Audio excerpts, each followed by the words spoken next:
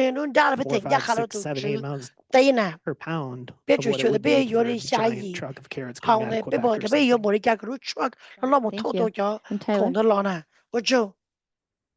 I think I can maybe give one general idea that maybe people can just marinate on, and then one very specific example where it helps co-op and our members. So the general idea is thinking about this local premium pricing that we're talking about, and trying to flip it on its head a little bit and think about how can we provide a local discount. And this, I kind of started thinking about this because the world I came from before Fifth Season, I was consulting with grazers in the Southwest Wisconsin and working with kind of like grass-based farmers, beef and lamb and those things. And a big thing I would be trying to get across is that these organic rotational grazers, they're the low-cost producer. They have way less inputs. They can produce more pounds of an animal on less acres of land, and land is getting very expensive. And so I was pushing some of these grazers to try to grow their volume, lower their prices, and get competitive with the national meat prices. And that I thought it could be a way they could be successful, and we had some success in that. So I brought this to Fifth Season, and we looked at what products do we offer that are not going to be hit by inflationary forces as much. And we kind of took maple syrup as an example, and we just have a couple of maple syrup growers, or at least we did, and they said, well, you know, we harvest our own wood, we boil the sap down over a wood fire in our sugar shack here. You know, we just don't have much input cost whatsoever. And if we're doing gallon glass bottles, those bottles are getting a little bit more expensive, and there are some things that are increasing, but in general, our cost of production hasn't changed. And I looked, and we hadn't raised the cost of our maple syrup by the gallon to Performance Foods, which, you know, was Reinhardt Foods, but one of our big buyers of that since about 2015. So 5 years, 6 years before we started having this conversation. And I said, over the next few years, let's keep this exactly the same where it is. And let's watch all the rest of the maple syrup and the Performance Foods catalog keep going up month after month after month. And let's see what it does for our sales. And we have a member of Performance Foods on our board, and so I had a little bit of insight into seeing the catalog and what costs were going to be happening. But to just, you know, end the story with the specific result, at that time when we had that conversation with our syrup growers, we were buying about a flat pallet of gallons, which is 30 gallons of maple syrup, once a month. And I was switching back and forth between the two growers each month. And this past month, we sold 7 pallets of maple syrup in 1 month. And I'm not only buying from each of those 2 growers each month, but they've had families in their community start producing maple syrup to be able to get the volume that we need. And going forward next year, they're going to be producing more volume, and it's just been growing.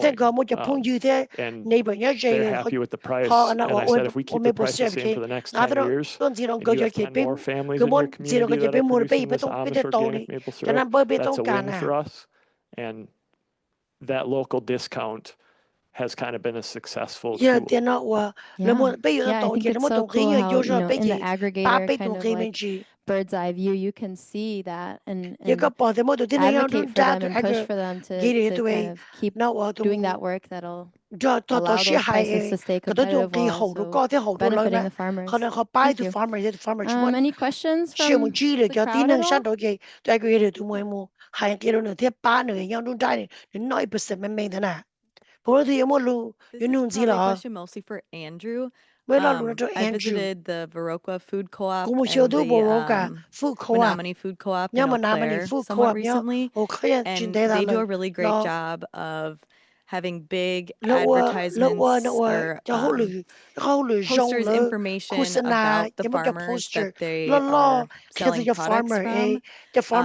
Because buying local, if you are paying a premium for it, I mean, it's most oftentimes for a lot of people a values decision, and I think that when those values are celebrated and marketed and part of the decision making that you're doing at the grocery store,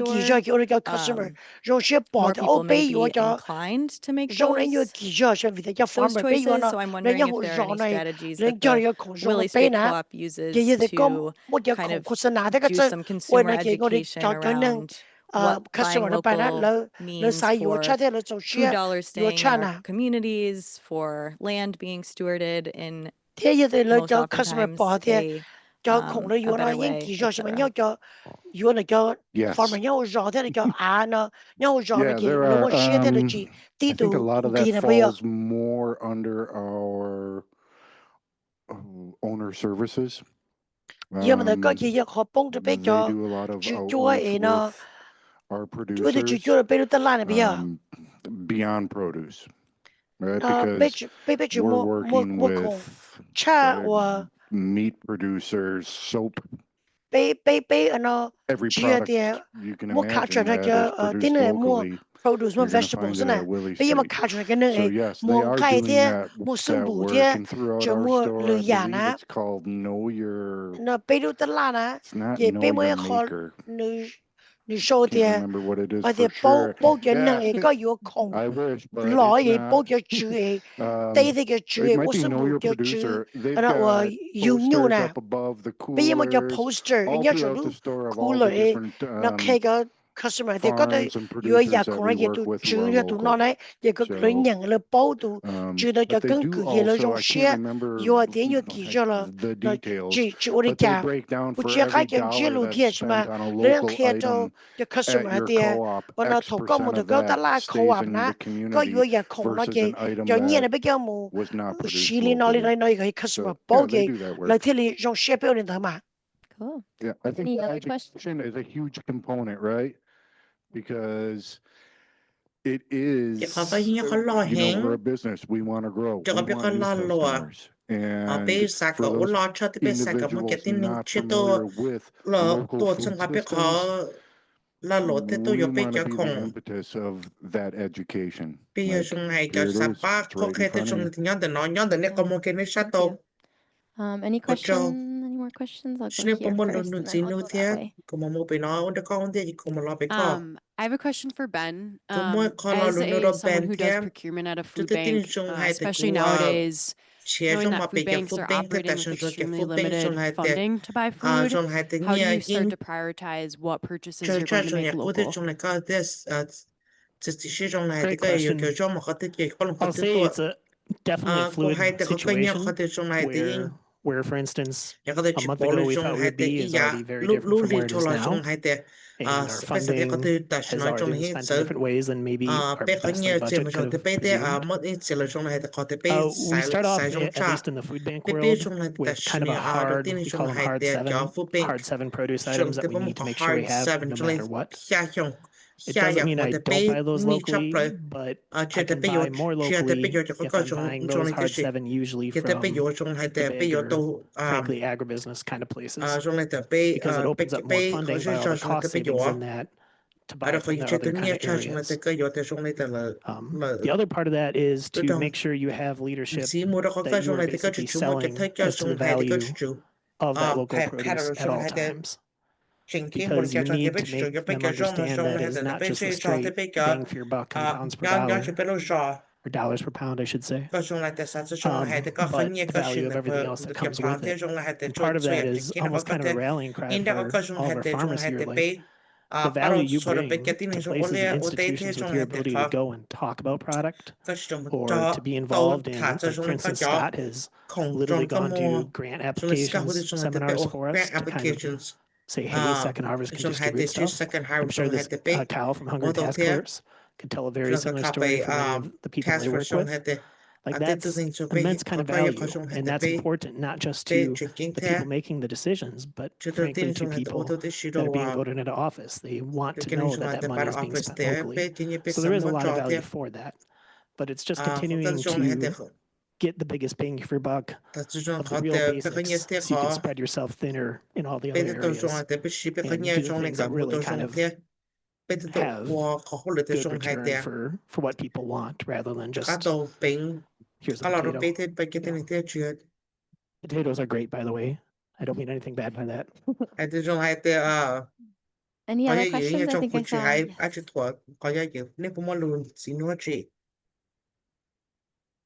Can any of you make comments about the Amish produce auctions, Fenimore and others? Do you buy from them? And what's been your experience? We talk a lot about trying to get the price up for the farmer and the farmer being able to pay their employees a living wage. And, I see that as a counter trend, I guess. It's been something that we feel has directly reduced the volume of produce we sell every year. So it's been a negative for Fifth Season Cooperative's business to lose business to the produce house, these auction houses. What happens is Fifth Season is smaller.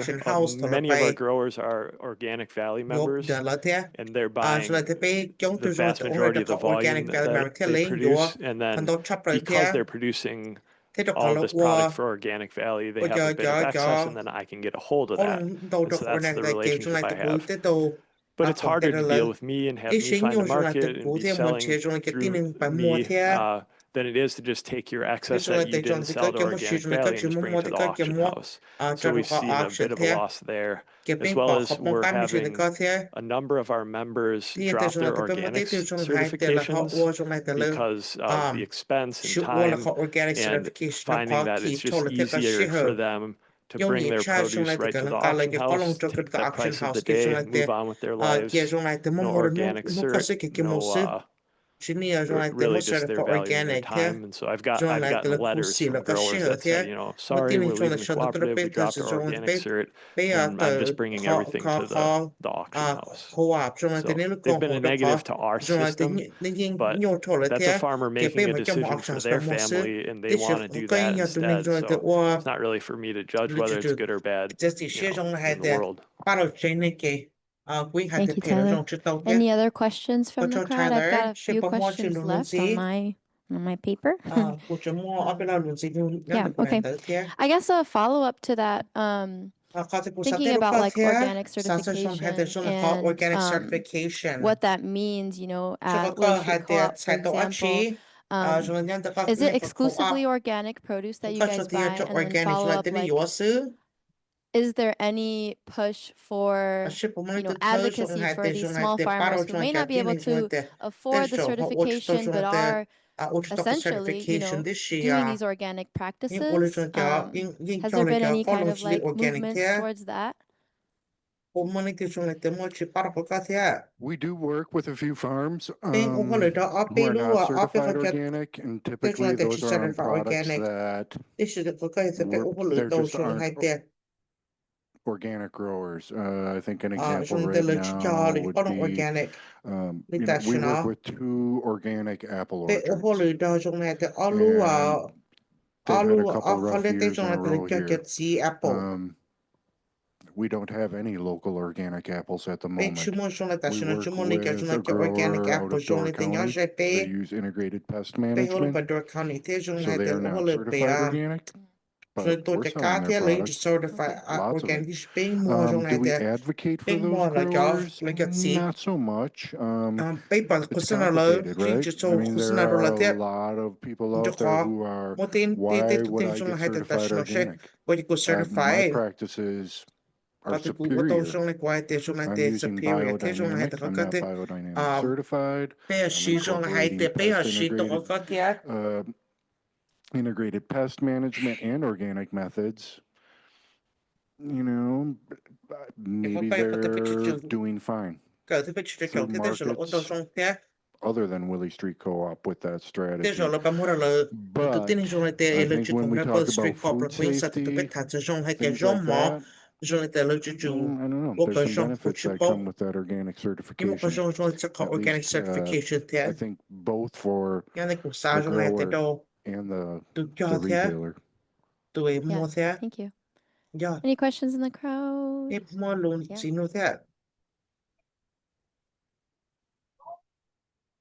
Guess guess I have a similar question to the last one, and that's like, at what point do you find it's your responsibility to, I mean, Tyler, you kind of brought it up with like the auction houses, but like to advocate for growers that choose to use better labor practices. I mean, a lot of, you're going to have a cheaper product if somebody's not paying their labor or has like very, just shitty labor practices. So it's like, at what point is that your responsibility? At what point is that policy's responsibility? What shapes policy? Is it our consumer and production practices coming out of this room? How do you guys look at that? I could jump in it from the start, and it's kind of a hard metric and a soft metric. A hard metric is we actually have a spreadsheet where you can basically, for vendor to vendor, we can kind of grade where they're at in different ways, including employee wages to employee treatment to are they in Wisconsin, et cetera, et cetera. Those are very useful when we have access and the ability to buy a wider variety of vendors and farmers.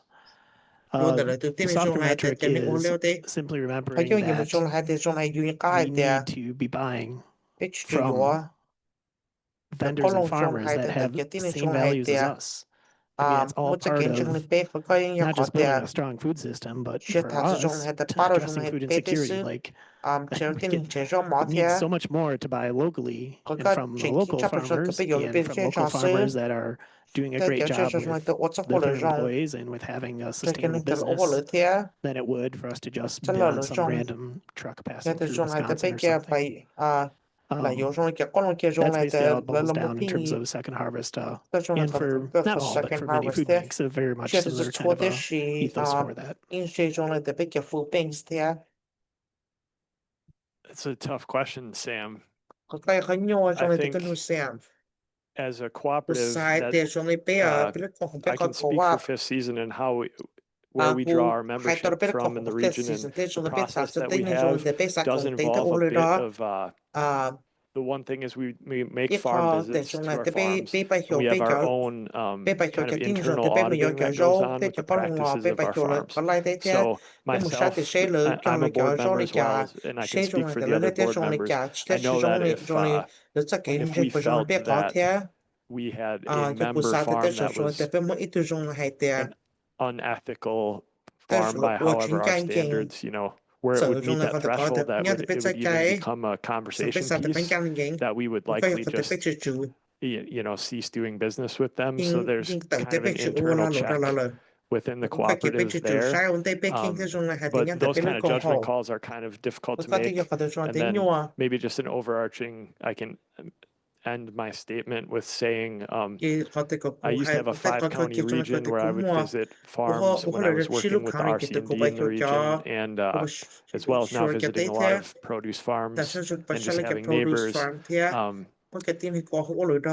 I've seen organic produce growers farms who have a number of acres in organic produce production, but then the rest of their farm is continually grazed by horses, nipping it down to the dirt with eroded streams and terrible ecological conditions on the total of their acreage. And then I've seen neighbors who are conventional corn and bean farmers with grass waterways and lots of their tillable land in CRP with managed woodlands and doing an exemplary job of land stewardship.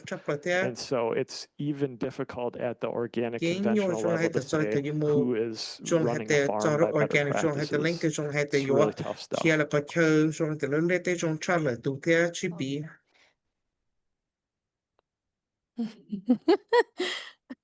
All right. I do feel I have a pretty important question. I saved it for the end. We have about 10 minutes left. But what are you guys doing to buy more culturally relevant crops? Considering that also most people needing or utilizing culturally relevant crops are accessing through food security programs. So maybe this is a little directed towards Ben. But if the other two want to speak to it, you're welcome to as well.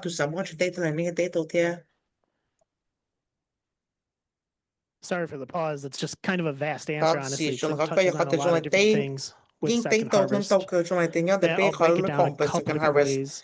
For us to buy culture representative things is that one thing we need to understand what the guests at the partners, the food pantries we serve, what they are looking for.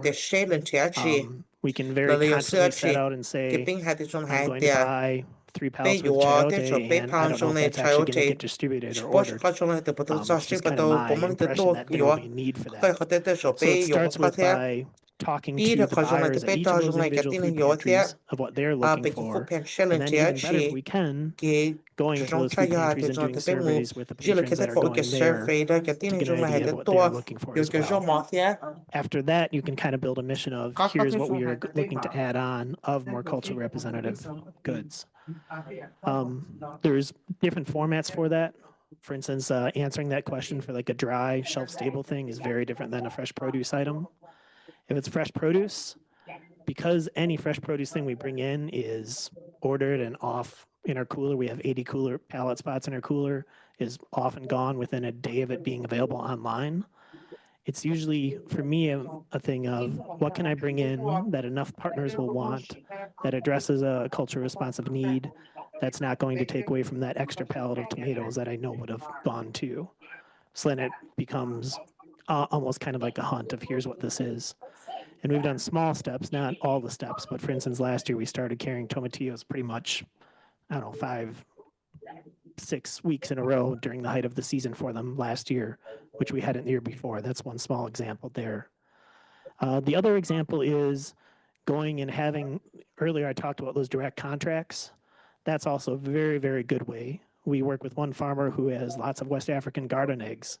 And because we know he can grow that, an amazing farmer, by the way, Sekidao, because we know he can grow that, that's what we distinctly ask him to do, because we know there's a need for that kind of product to be distributed among our service area. And it's not going to be met on some giant produce order board. It might not even be met by our aggregators because the aggregator may not have enough customers for it. So it's a combination of those two things. Thank you. Andrew or Tyler, do you guys feel you have anything to add to that? Andrew, I think at the co-op, it's we recently opened, and by recently, the last 5-6 years, opened a location of retail on the north side. And we were anticipating that the demographics of the neighborhood were more diverse than our east or our west location, and we took that into account with our product line.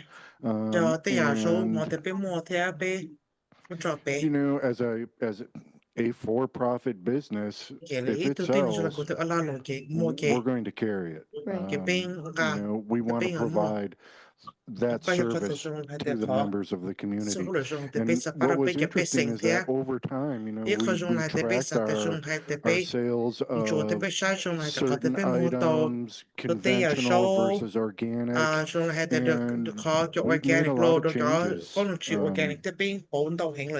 Unfortunately, in my opinion, that have weeded out a lot of those products.